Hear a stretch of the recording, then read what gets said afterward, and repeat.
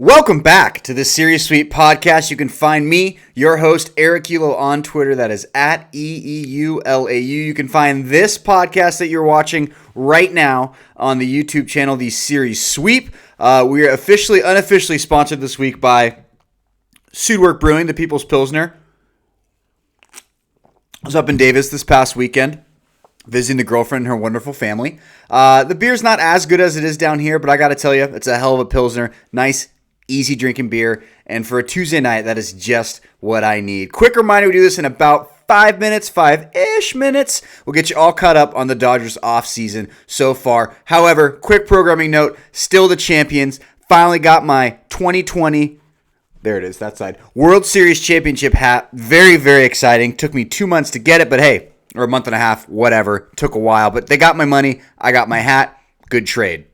So there's been a lot of rumors flying around, as there will always be with baseball, especially with the Dodgers. Got a lot of payroll to throw around, got some money to throw around, deep farm system. They could trade for anybody they wanted. So I'm going to start with what they've actually done, who we have acquired, the acquisitions. And it starts with this guy, Corey Knebel, who absolutely terrorized the Dodgers in playoffs past.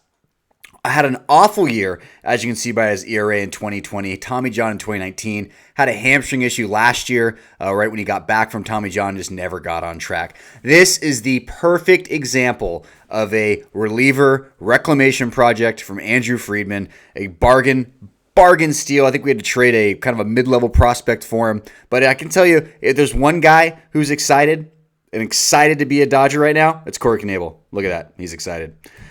Next on the docket, guys, we've actually signed, this isn't rumors, this is on some forum, it's not on Dodgers Reddit, subreddit. We got Brandon Morrow back, who heroically pitched in all 7 games of the fateful 2017 World Series, which was stolen from us, you bastards, you Astro, anyway. And we got FedEx, Tim Fedorovich, both signed to minor league deals. They are on the Dodgers currently. So that's pretty much what's been done. Scott Alexander signed a $1 million deal to avoid arbitration. There's a couple other minor league deals we signed as well. We'll get into those in later weeks. Now, let's get to the rumors, get to the fun stuff, let's get to the exciting stuff. But first, a video of Brandon Morrow. And this power sinker may remind you of another Dodger reliever we just acquired. His name was Blake Trinan. He also had a 98-mile-an-hour sinker. That is what we're hoping to get back with Brandon Morrow. And if not, it's just a minor league deal. So, right before Thanksgiving, Jim Bowden of MLB Sirius XM proclaimed Nolan Arenado will be a Dodger by Christmas.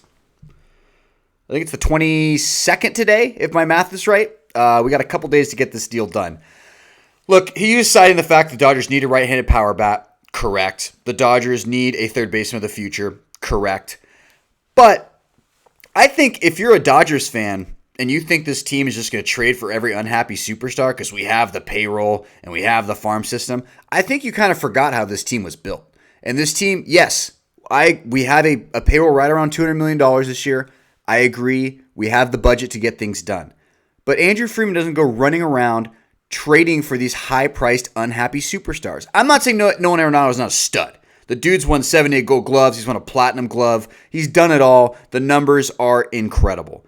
However, it's $200 million left on his contract. He has an opt-out after 2021, which Jim Bowden cited he would have to waive to join the Dodgers if they were to execute the trade. But Andrew Friedman, we've had these opportunities before for unhappy superstars. And the only one we pulled the trigger on was the only one that Friedman was comfortable with, and that was Mookie Betts, because he felt that Mookie Betts was at such a higher level that we just couldn't say no. And he was able to acquire him for, I know Alex Verdugo was awesome, but look where we are now, for pennies on the dollar. And this Arenado thing is going to cost the Dodgers. It is. They can wait it out. I'm not saying it's absolutely not going to happen. I just think if you're one of those Dodgers fans, don't worry about the money. Just trade for him. Let's get him. It's Nolan Arenado. That's not how we built this team. Yeah, we built this team by having a payroll that ranks in the top 5. I agree. But we also built this team by using that payroll money to re-sign players that we brought up to the bigs and needed to be re-signed. Now, Andrew Friedman knows that he's got to re-sign Walker Buehler in a couple of years, or in a few years. He's got to re-sign Cody Bellinger, Julio Urias is coming up. Corey Seager's next offseason. So you can't just go running around willy-nilly signing all these guys, fly above the tax, and go, oh, well, we're a really rich team. We're fine. That's not how this team was built. This isn't the 2000 Yankees after they not sucked, but won all their rings, and they bring in Jason Giambi and AJ Burnett, and they just start spending money like a drunk sailor. That's not what we're going to do. And if that's what you think we were going to do, I don't think you've been paying attention to how this team's been built. I'm sorry. I don't think you have. You think all these... I know revenues are definitely down this year. You think all these... You think the billion dollar hedge fund, that the fact they've lost some money on this year, they're just going to write it off and just like triple down on our payroll? It's not going to happen. That's not how those people are built. They don't just start spending money. They have one down year. They had a projection for how much money they thought they were going to make this year. They didn't make it. I doubt they're just going to get out over their skis on payroll for next year. If we find another, maybe we don't think Arenado's the right fit. If we find another Mookie Betts type player, which there are very few of, maybe we do swing for the fences and make the move. Here's the Dodgers' payroll the last 4 years. Oh, sorry, real quick point. The splits for Nolan Arenado. He's a Coors Field guy. He's a hell of a guy. He's a hell of a player. Don't get me wrong. But the splits are a little scary. 793 OPS away. That's 536 games. That's 2,255 plate appearances. I'm not saying he's not a top 20 guy. I would just be a little worried to bring him into Dodger Stadium. Maybe his plate approach would change, knowing that he's not going to have Coors Field 81 games a year. I don't know. He's still a stud. Wouldn't be unhappy if we got him, but if you think we were just going to hit the button as soon as we could to get him because we have the money and we have the prospects, that's not how Andrew Friedman works. He's looking at the long view for this thing. The long view. And he knows that we have other guys and we need to re-sign. Guys in-house now who we know fit into our team and we know who can perform at Dodger Stadium and for this club. Speaking of guys who can perform as Dodgers. Justin Turner. This is a quote from the Boston Globe. Justin Turner is seeking a 3-year deal with the Dodgers, and the team would like to have him back. Turner has value in the market given his still potent bat and strong performance in the World Series. I would say multiple World Series and playoff runs, but whatever. Dave Roberts and Mookie Betts have said Turner is key to what has been a strong team culture. Well, yeah, no shit.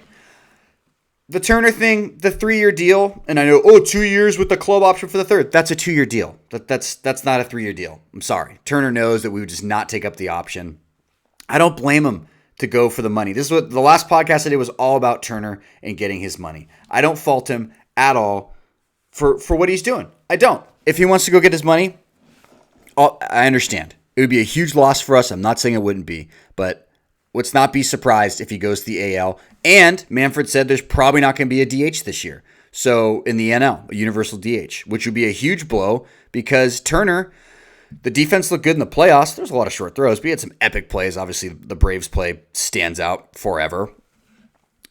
But I don't know if he's going to be able to play 130 games at third base for the Dodgers for the next 3 years? I don't think so.